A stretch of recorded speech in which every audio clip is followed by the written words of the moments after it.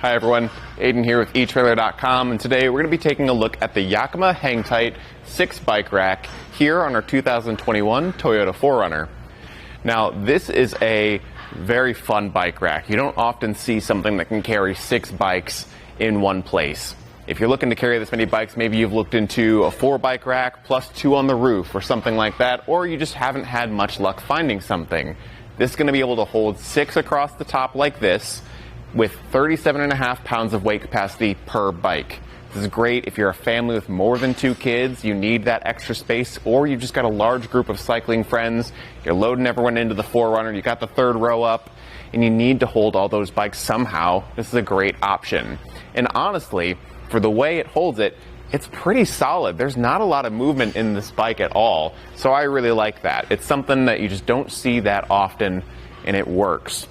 So, right away, I want to show you how it's attaching. We've got the cradle here on the bottom that's holding it in with the strap here.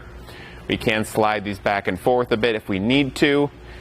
And up top, it's hanging by the handlebars in these really heavily padded cradles with 2 straps on either side. So again, up and down, side to side, it's really secure. I'll go ahead and start getting this removed here so we can get a closer look at the rack. So we can press the button on the side here to release the ratcheting strap, and the same deal up top, push in that button and pull out the straps.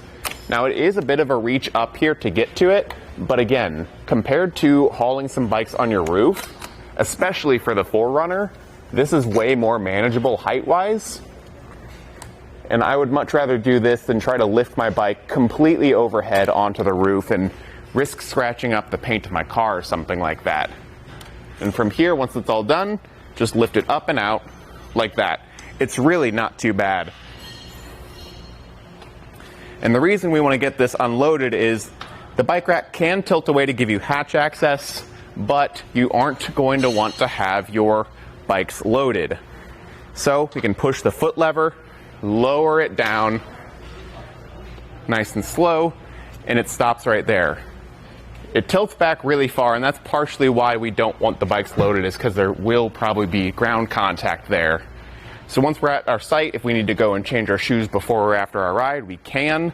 No problem at all.